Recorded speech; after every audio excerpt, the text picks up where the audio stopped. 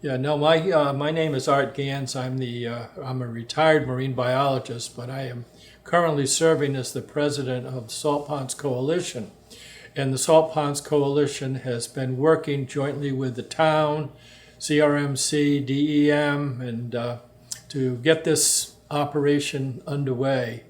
I've been involved in all of the dredging projects since the 1980s when we first started doing the breachway work. So it's this is another phase of the chapter of ongoing maintenance of the breachways.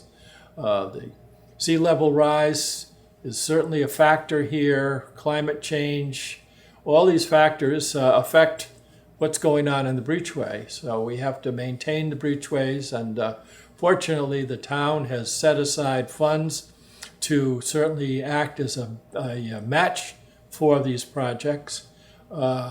We have hoped that we could have had federal money, but that didn't happen. So we're very grateful for Coastal Resource Management Council and the DEM and our state representative and the town for coming together on this very, very important project. This first slide indicates what the problem was. We had two very severe northeast storms in December of 2023, in January, February of 2024, which literally cut a hole in the wall, and washover created this mess that we see in here. Essentially what was happening was all the high tides and the storm surge would come through and dump the sand into this area of the pond. And it was somewhat of a slurry of water and sand. So what's happened was that this was building up on an incoming tide, and then the outgoing tide would wash a lot of this out, forming a big sandbar in the front of the breachway, making it 10 times more dangerous, because you'd be going from like 12 feet of water to 2 feet of water at that break. So just a very serious situation. Of course, we're clogging up the pond with the sand, but also for all the recreational people and the commercial fishermen too. They were pretty much stranded in here. I mean, there is a little bit of a canal that's left that you can navigate, but it's extremely dangerous. Of course, there was 2 boats that were destroyed in this issue early on. So with some excellent advice from Steve McCandless, who is our geologist and GIS coordinator, he came up with the solution. And of course, the first solution was to block up this washover area. The state, fortunately, Charlestown has a fund that they put money in the town budget every year as a local match for federal and funds and so forth. So there was money available for that. The hope and the plan was that FEMA money would come through to help restore this. Fortunately, the town had enough cash to start rebuilding this, at least as a temporary fix, essentially putting a Band-Aid on the biggest problem. And after the election, FEMA funding was cut, so we were in really tough shape. You can see in here the development of the repairs. Now, the first repair was just a small amount of rock that was put in there to stop essentially the washover.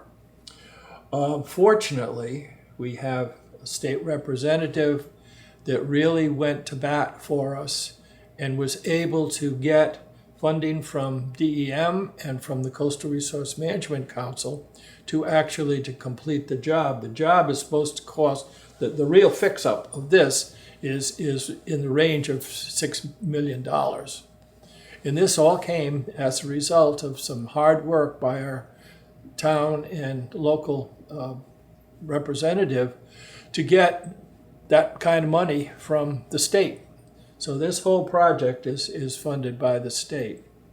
So what you're seeing in this shot is the new wall. Now the wall is going to be extended by about 150 feet down to Elbow Beach and be raised up accordingly for advancing sea level rise.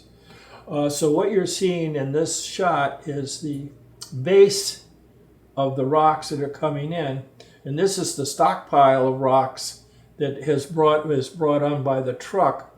And what they do is the big excavator that lays the rocks down will pick it up here and place it. Each rock has to be placed. So this is the stockpile that they're working from. Okay, this is a really good aerial shot of progress here. Again, Elbow Beach is in here, and the rock. This is where the original breachway wall ended. The dune was out in front. So this is extending the seawall and raising it up. And as you can see, it's much more fortified than the original construction that was done in the early 1950s. So you can see the extent of it. You can also see the more rocks coming in so that they can move the rocks from there and then work from the stockpile. Okay. Okay, this is another wonderful shot of what's going on. The big truck brings the rocks in. They move the rocks in and around. The excavator is working here. The rocks on the bottom is forming the foundation of it, which is basically smaller rocks, and then they will be the top of it will be done with huge rocks. I'm not a geologist, I can't tell you how big those rocks are, but they're huge. And so this will all be completed and raised up accordingly. Now, once this is done, the second phase of the project is the dredging. So this area, we're expecting to dredge 90,000 cubic yards from the area. This area in here is the primary settlement basin, and that'll be dug down to be a deep pit. So when the sand moves, it will settle into that pit and be removed periodically with dredging. There's a secondary settlement basin up at this end of the slide that again will help to control the siltation that does occur naturally. So there will be two major dredging projects. This whole area will probably be down to about 9-10 feet deep. And of course, all this material that you can see will be removed. You had mentioned it's pretty cold to be doing that. We have to abide by a dredge window. Dredging can only be done in the state of Rhode Island, essentially from December through April at the very longest. So all this work needs to be done and completed. Primarily, the disturbing of the Breachway channel would interfere with fish migrations. So that's why it's done in the wintertime, cold as it is. But the dredge company comes from Wisconsin, so they're probably used to it. So it seems to work.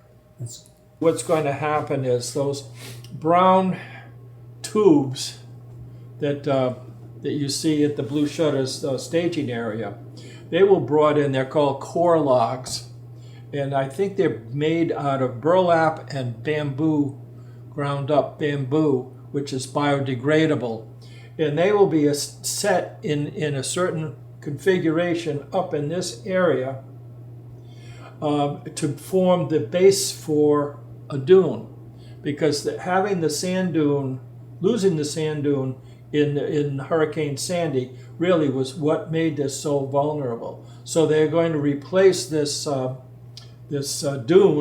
with the dredge material. And so it will be pumped on there within the core log diameter, and eventually come springtime, best time to plant is in April, so they will be doing some vegetative planting to stabilize that dune once the whole thing is done.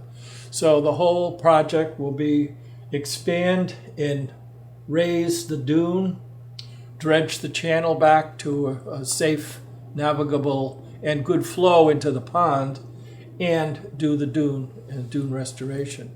So that's how the whole project works. Well, it all starts over here. This is the Blue Shutters parking lot, Town Beach parking lot, and it's being used as a staging area. So all the rocks that are coming in will be dumped here and then delivered by this gigundous big truck down to the Breachway wall area. So this is the delivery of the rocks. These are smaller rocks that are used as the base, and then larger rocks will be placed on top of it and to fortify it on the water side. But this is just an ongoing project. I've never seen so many rocks in my life. So it's pretty exciting to see. And so this is, Blue Shutters will be all cleaned up and straightened out by tourist season, but right now it's earning its keep as the base of operations for the Breachway project. That's good.